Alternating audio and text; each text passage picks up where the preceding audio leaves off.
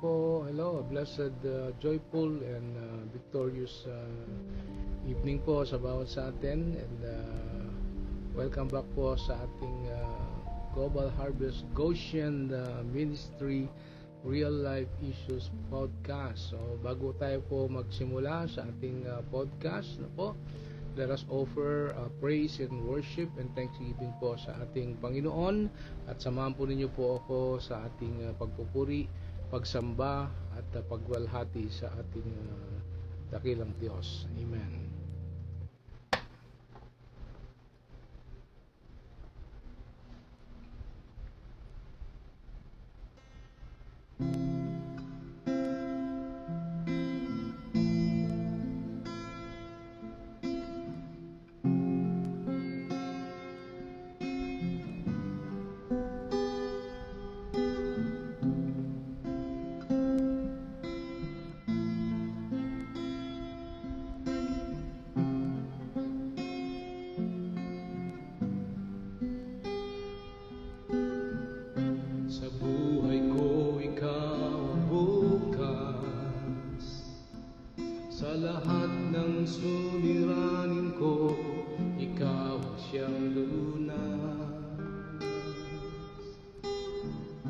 Sa puso ko ikaw ang nais.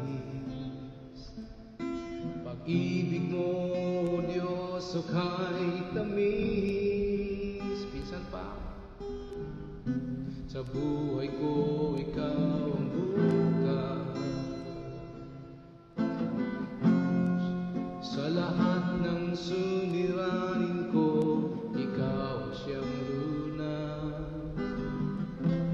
puso ko ikaw ang nais. Pag-ibig mo, Diyos, o kahit tamis. Napakasarap magpuri sa kanlungan mo.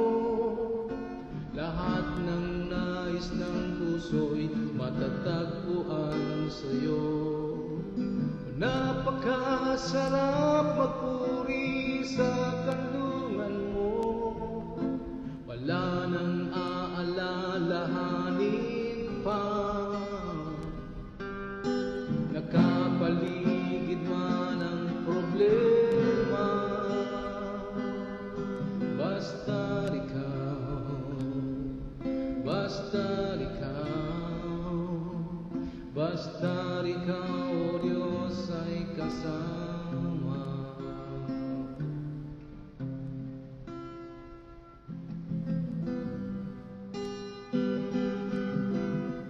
Sa buhay ko ikaw ang bukas. Sa lahat ng suliranin ko, ikaw ang siyang lunas. Sa puso ko ikaw ang nais. Pag-ibig mo, O Diyos, o kahit tamis. Napakasarap magpuri sa kanlungan mo. Lahat ng nais ng puso'y matatagpuan sa'yo. O napakasarap magpuri sa kanlungan mo. Wala nang aalalahanin pa. Nakapaligid man ang problema. Basta ikaw, basta ikaw, basta ikaw, O Diyos, ay kasama. Basta ikaw, basta ikaw, basta ikaw, O Diyos, ay kasama. Minsan pa, sa buhay ko ikaw ang bukas. Sa buhay ko ikaw ang bukas. Sa lahat ng suliranin ko, ikaw ang siyang lunas. Sa puso ko ikaw ang nais. Pag-ibig mo, O Diyos, o kahit tamis. O napakasarap magpuri sa kanlungan mo. Lahat ng nais ng puso'y matatagpuan sa'yo.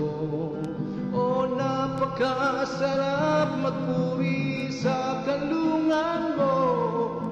Wala nang aalalahanin pa. Nakapaligid man ang problema.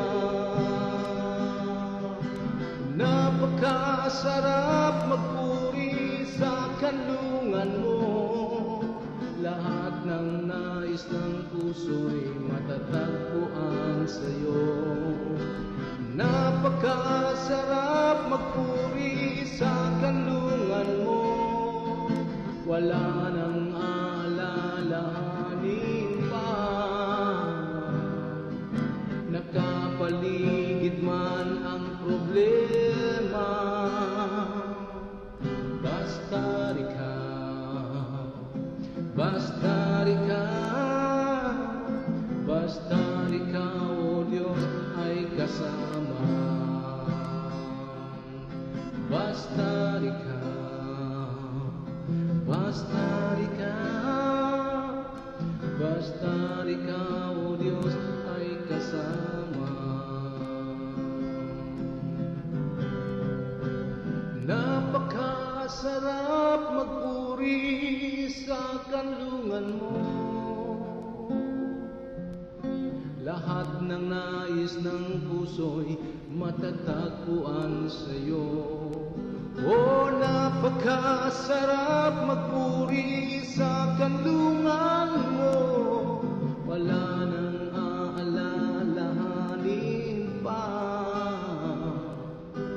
Nakapaligid man ang problema. Basta ikaw, basta ikaw, basta ikaw, o Diyos, ay kasama. Oh, basta ikaw, basta ikaw, basta ikaw, basta ikaw, o Diyos, ay kasama. Basta ikaw, basta ikaw, basta ikaw, o Diyos, ay kasama.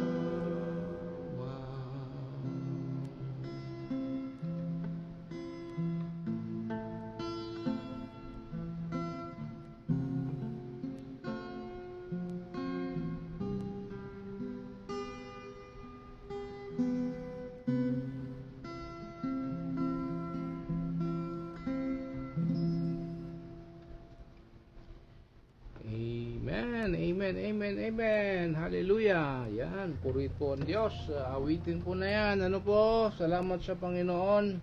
Purihin ang Diyos sa mga awitin na yan, no? Basta't ikaw na nagpapaalala po ng ang pag-ibig ng Diyos, no po, ay napakatamis sa bawat sa atin. Kabila po ng marami tayong mga nasabing mga problema, nakapaligid man ang problema, di po ba mga kapatid, kababayan, mga kaibigan, pero sa kanlungan ng ating Diyos ay masarap magpuri at sumamba po sa Kanya. Again po, magandang gabi po sa ating lahat. Blessed evening sa inyo po, at hayaan po ninyo sa gabing ito ay muli nating ituloy po yung atin pong series about hope for a nation. Yan po, no? So nasa episode 2 na tayo. Yan po. So Healing the Land yung atin pong episode 2 ngayon. Healing the Land, God's Promise of Restoration. So again, welcome back sa ating series Hope of a Nation. Sa episode 1, reviewin natin. Kagabi po ay pinag-usapan natin kung saan natin matatagpuan ang tunay na pag-asa kapag tila wasak ang isang bansa, no? Ngayong episode 2 naman ay ito nga po, pag-usapan natin yung Healing the Land, no? God's promise of restoration. So kaibigan, mga kapatid, mga kababayan, no, hindi pa huli ang lahat po para po sa ating bansa na sa pangkasalukuyan ay nahaharap po sa isang mahigpit na pagsubok dala ng kinakarap natin sa mga issues ng ating pong bansa ngayon. May pangako po ang Diyos, no, na kaya niyang pagalingin ang isang lupaing sugatan, no, katulad po ng ating bansa, maging ang ating pamilya, ang mga relasyon, ano po. So kung ang kanyang bayan po ay babalik po sa kanya. So mga kapatid, mga kababayan, hindi lingid sa atin po na, sabi ko nga po, sugatan ng ating minamahal na bansang Pilipinas, no po. May kahirapan, may kasakiman, may kadiliman, may pagkawatak-watak, at sabi ko nga po ay mayroong tinatawag nating cycle of corruption na nangyayari po sa atin. So pero po ang maganda, no po, hindi po dito nagtatapos ang kwento. Amen, no? May pangako po ang Diyos na kung ang kanyang bayan, no po, ay magpapakumbaba, no, mananalangin at babalik sa kanya, siya mismo ang magpapatawad at magpapagaling sa ating lupain. Kaya po, samahan po ninyo po ako ngayong gabi, ano po, ito po ang inyong lingkod, Pastor Edric, at pag-usapan natin, ano po, kung paano nagsisimula ang healing with humility, bakit ang prayer ang daan tungo sa restoration, at kung paanong ang pagbabalik sa Diyos, no po, ang susi para po ma-unlock ang tinatawag natin tunay na kagalingan sa ating bayan o sa sitwasyon ngayon na kinakaharap po ng ating pong bayan. So ang ating pong anchor text mula dito po sa ating pong Hope for the Nation series, Healing the Land, God's Promise of Restoration, ay matatagpuan po natin sa 2 Chronicles chapter 7 verse 14. Ito rin po ay binanggit ko na kagabi.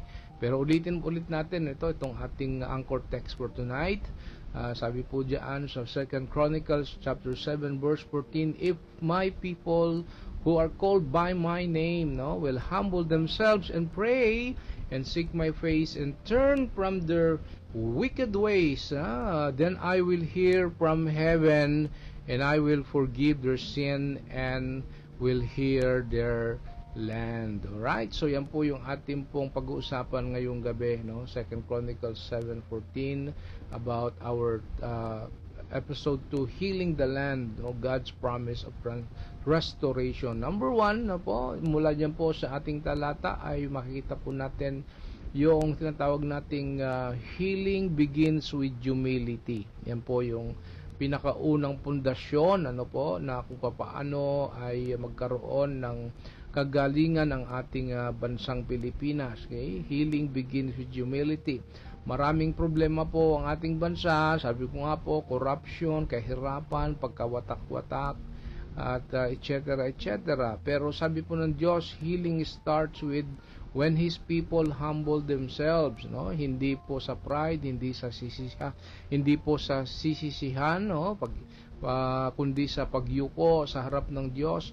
Kapag ang tao po ay handang umamin, ano po, na Lord, wala po kaming magagawa kung wala kayo, doon nagsisimula ang tunay po na restoration. Amen? Kaya mga kapatid, no, mga kaibigan, mga kababayan, kapag nasugatan ka, 'di ba, physically, no? Halimbawa, pag nasugatan ka physically, no, nagkakaroon ka ng tinatawag nating malalim na sugat, at nagkakaroon ito ng hindi mo pwedeng i-ignore at sabihin, ay, kaya ko 'to, oh, gagaling din, no? Kailangan mong aminin na kailangan mo ng tulong, di ba? Kailangan mong linisin, ano po, lagyan ng gamot, minsan pa nga magpunta sa doktor. And so healing starts when you admit that you can't heal yourself. So yan po yung dapat natin makita. So ganoon din po sa ating minamahal na ating bansang Pilipinas. Alam niyo po ang problema natin, minsan puro pride, no? Minsan iniisip natin kaya nating ayusin ito sa sarili nating paraan, no? Sa diskarte lang natin, Pero ang sabi ng Diyos, di po ba, sa 2 Chronicles 7:14, if my people will humble themselves. So, ibig pong sabihin, healing doesn't start with programs, policies, or power. It starts with humility before God. Amen? Amen. Isipin nyo po sa history po ng Israel, halimbawa po, tuwing nagmamataas sila sa laban sa Diyos, right? Bumabagsak ang kanilang bansa, Kung babasahin ho ninyo yan, ang istorya ng bayang Israel, alam niyo yon, bukod sa sila ay bayang pinili ng Diyos, alam niyo, nagmamataas sila, sa kanilang buhay, bumabagsak ang kanilang bansa sa tuwing sila po ay tinatawag na nagmamalaki o nagmamataas, nagmamayabang, bumabagsak ang kanilang bansa, ang bayang Israel. Pero tuwing sila ay nagbabalik loob, yan naman, makikita po natin sa istorya, at nagpapakumbaba ang bayang Israel sa kanilang mga pagkukulang, pagkakasala. Ipinapakita po ng Diyos ang kanyang habag at biyaya at kagalingan at pagmamahal sa bayang Israel. Yan po yung kwento po sa ating text po natin ngayon. Kapatid, kaibigan, kababayan, kung alam niyo po, kung gusto nating makita ang tunay na restoration sa ating bayang Pilipinas, ating minamahal na bayang Pilipinas, humility ang unang hakbang, okay? So, humility to say, Lord, hindi namin kaya, kailangan ka namin. At kapag doon nagsimula po ang tao, doon nagsisimula ang kagalingan, hindi lang po ng ating bansa, maging ang ating mga personal na mga buhay, ating pamilya, ang ating mga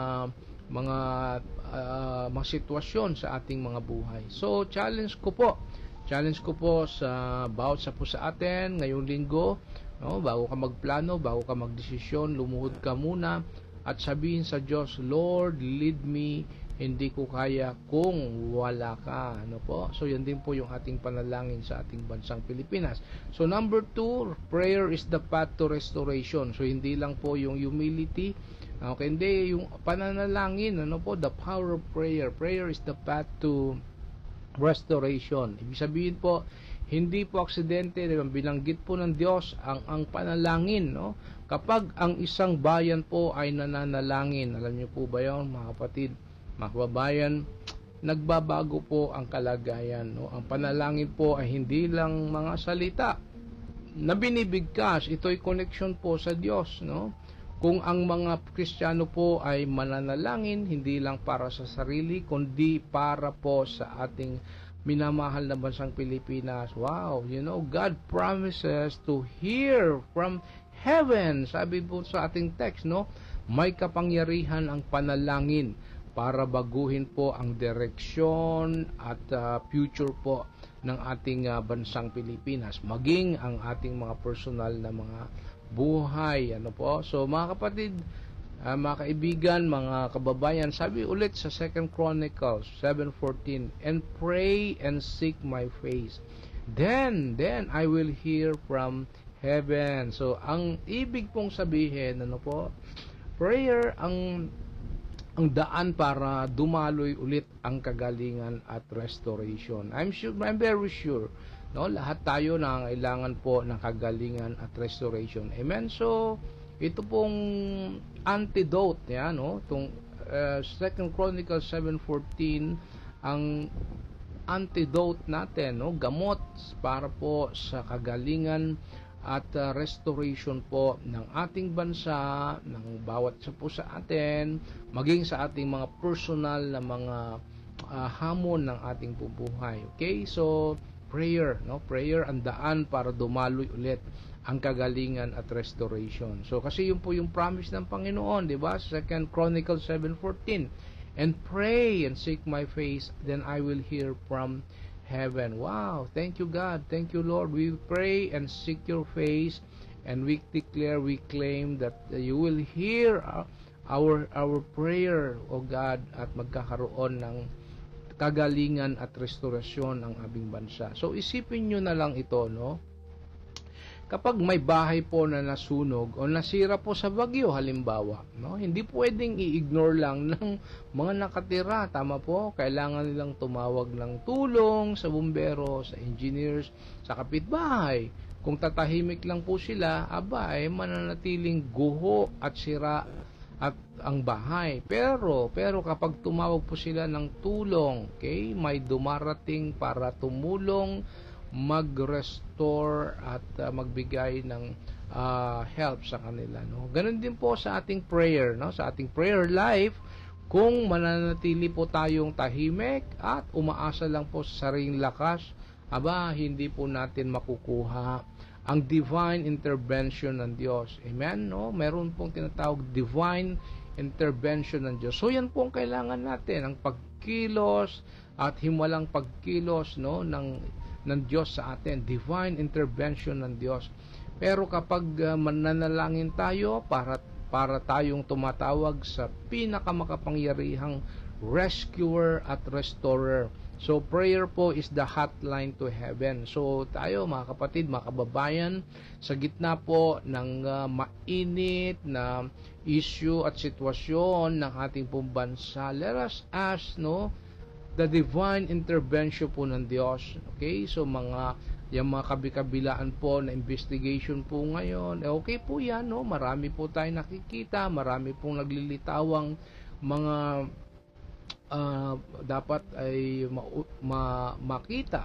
Pero sabi nga po natin, lahat ng iyon, kailangan po natin ang tulong ng Diyos, no po, yung kanyang divine intervention ng Diyos, ang siyang tanging lamang makikita po natin na magkakaroon talaga ng panghabang kagalingan, ano po, hindi lang po pansamantala kundi panghabang panahon kagalingan at restoration po ng ating bansang Pilipinas. So kapatid, kaibigan, kababayan, ano po, prayers not just words, ano po, it's surrender.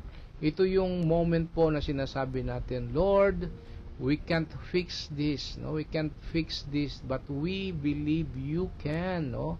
At sabi po ng Diyos, kapag nananalangin ang kanyang bayan, sabi po, pangako ng Panginoon, He will hear, He will forgive, and He will heal. Wow, hallelujah. He will hear, He will forgive, and He will heal. Kaya po, kung gusto natin ng tunay po na pagbabago, ano, sa ating pamilya, sa komunidad, sa ating bayan, alright, sa ating gobyerno, sa ating mga leaders ng ating bansa, kapatid, maging sa buong mundo, no po, prayer po is the path. At ang daan tungo po sa restoration ay hindi po sa palakasan, kundi sa pananalangin. Amen?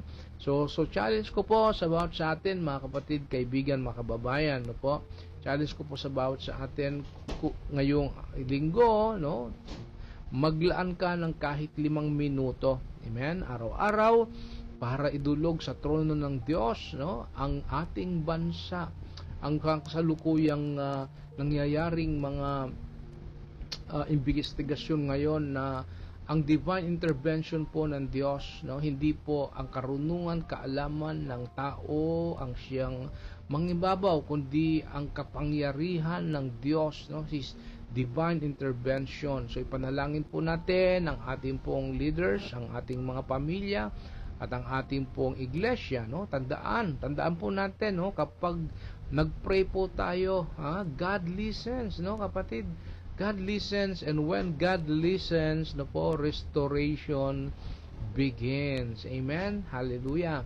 Praise be to God. Number 3 and last, no po, turning back unlocks healing, no. Turning back unlocks healing. Ang pangako po ng Diyos ay malinaw, no. Doon po sa binasa natin kanina, doon sa 2 Chronicles 7:14, ang sabi po doon, ano po, kung tatalikod sila sa kanilang masasamang lakad, okay? Ayun po, ano, kung tatalikod sila sa kanilang masasamang lakad. Hindi pwedeng prayer lang po, no? Dapat may pagbabago rin po sa pamumuhay at sistema po ng ating pong buhay, maging ang sistema at panuntunan prinsipyo po ng ating bansang Pilipinas. Healing, ano po? Healing comes when repentance happens. So, ibig sabihin po, kapag tayong lahat ay bumalik sa Diyos, okay? At nagsisi at hiningi ang pagpapatawad ng Diyos at ang bayang ito ay tumalikod sa kanyang mga maling gawa, tiwaling gawa, no? Siya mismo po ang magpapatawad at magpapagaling po sa ating lupain. Hallelujah. So kaibigan, mga kapatid at mga kababayan, kung gusto nating makita po ang pagbabago po sa ating bansa, dapat magsimula muna ang pagbabago po sa ating personal na mga buhay. Amen? So, ulit, sabi sa 2 Chronicles 7:14, "And turn from their wicked ways, then I will hear from heaven, and I will forgive their sin and will hear their land." Napansin nyo po? Napansin nyo? Hindi lang humility at prayer ang sinasabi ng Diyos dito po sa 2 Chronicles chapter 7 verse 14, kundi repentance, no? Pagsisisi, turning back, means pagbabago ng direksyon. Hindi lang ito, Lord, I'm sorry, patawarin niyo po ako, ganyan, umiiyak pa tayo. Hindi lang po 'yon, kundi pagtalikod, pag-alis, pag-iwan sa mali at pagbabalik loob sa Diyos. Yung po yung tinatawag nating repentance, Hindi lang po tayo emotionally, na feeling natin ay nakokonsensya tayo sa ating mga kasalanan o sa ating mga nagawang mga pagkakamali. Hindi po. True repentance po ay yung pong pagtalikod, pag-alis, pag-iwan, sa maling pamumuhay, maling gawi at maling buhay at pagbabalik loob sa Diyos, Parang alam niyo po 'yon, paglalakad ka sa maling daan. Ayan, parang naglalakad ka po sa maling daan. Hindi ka makakarating sa tamang destinasyon, di po ba? Hangga't hindi ka liliko pabalik. So, isipin nyo po, kung halimbawa, kung may doktor na nagbigay po ng reseta sa isang pasyente, sabi ng doktor, huwag ka nang uminom ng soft drinks, yung maalat, mataba, mga oily food, at mga bawal na kainin kasi delikado sa puso mo. Yun ang instruction ng doktor, Pero kung alam niyo yung patuloy pa rin siyang kakain ng bawal, ano ba yung bawal? 4 na M, Sabi ng doktor, itong bawal sa iyo, maalat, mataba, maalat, mataba, matamis at masarap. Nako, 4 na M ang sinabi sa kanya. Kahit uminom po siya ng gamot at hindi siya gagaling ng buo dahil hindi naman niya sinunod yung instruction ng doktor sa kanya. So, healing, healing only happens, mga kapatid, mga kababayan, when he changes his lifestyle or when we changes our lifestyle, mula po sa maling lifestyle, hindi tamang lifestyle. Ganoon din po sa spiritual life natin, kahit anong dasal po natin, alam niyo yon, kung ayaw nating talikuran, alisin, tanggalin, ang kasalanan, ang mga maling mga pananaw at kaisipan, hindi natin mararanasan po ang buong paghilom po ng Diyos. So, ibig sabihin po, mga kababayan, mga kapatid, repentance o pagsisisi, unlocks God's forgiveness. Amen? At kapag pinatawad po ng Diyos ang kanyang bayan, wow, kapatid, doon pumapasok po ang tunay po na kagalingan. Alam niyo po, ang inyo pong lingkod just a short confession, alam niyo po, ang inyo pong lingkod ay marami rin pong nagdaan sa nakaraang buhay ko na hindi kaaya-aya. hindi mabuti, hindi maganda, ano po. Pero po dahil po sa habag ng Diyos at biyaya ng Diyos, ano po, ako ay nagsisi, at iniwan, tinanggal, inalis ano ang mga bagay na sa buhay ko po noon ay hindi po kailangan po ang dalhin pa.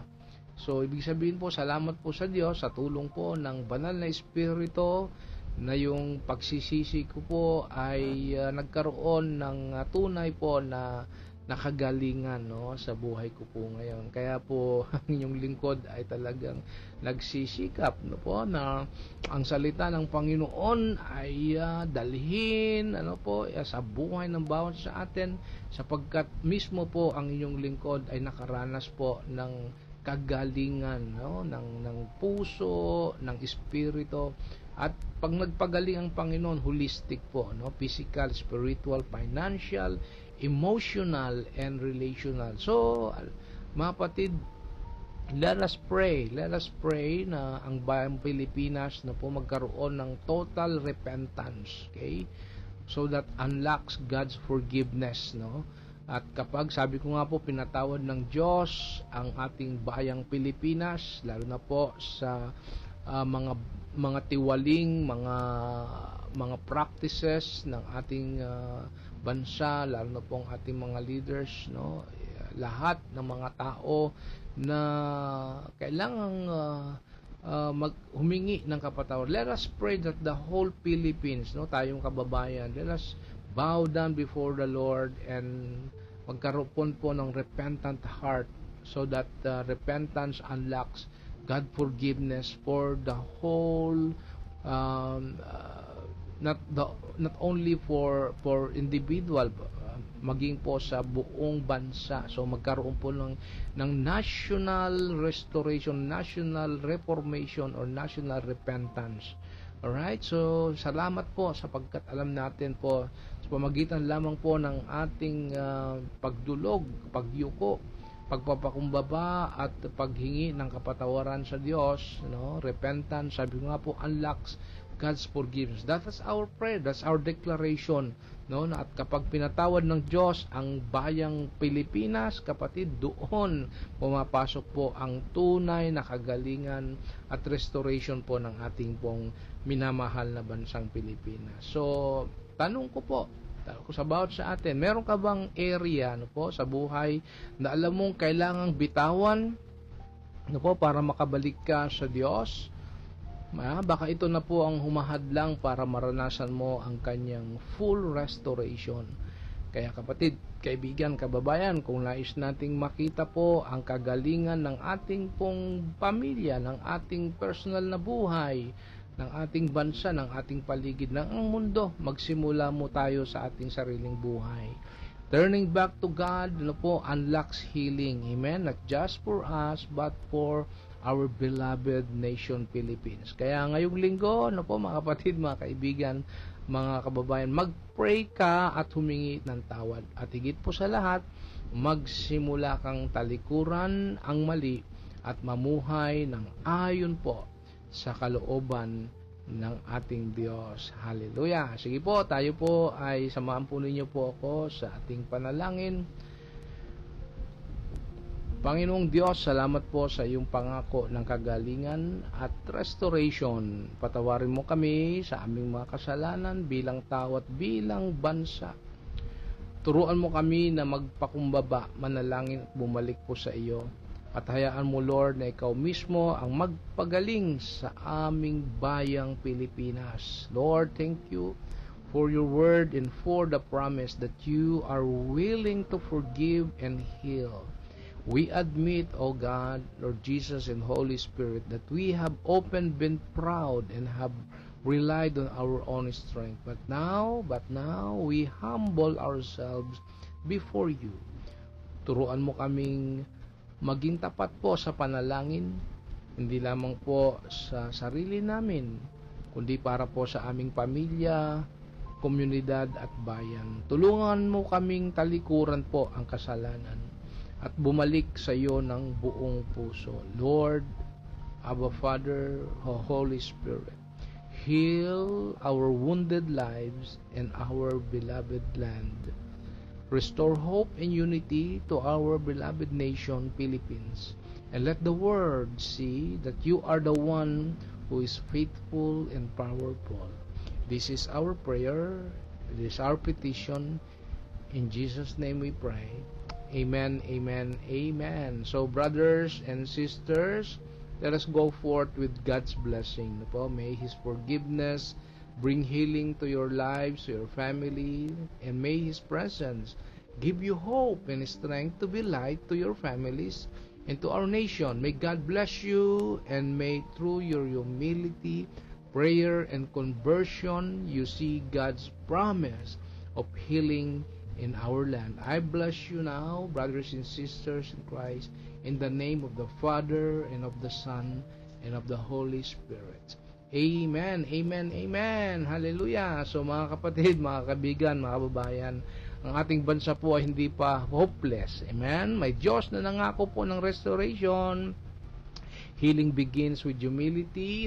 Prayer brings restoration, and turning back unlocks healing. So tayo na mismo po ang magsimula, kaibigan, kapatid, kababayan. Dahil kung mayroong tapat na mananalangin at magpapakumbaba sa Diyos, tiyak po nakikilos po ang Diyos. So ito po ang episode 2, Healing the Land, God's Promise of Restoration. So samahan niyo po ako ulit.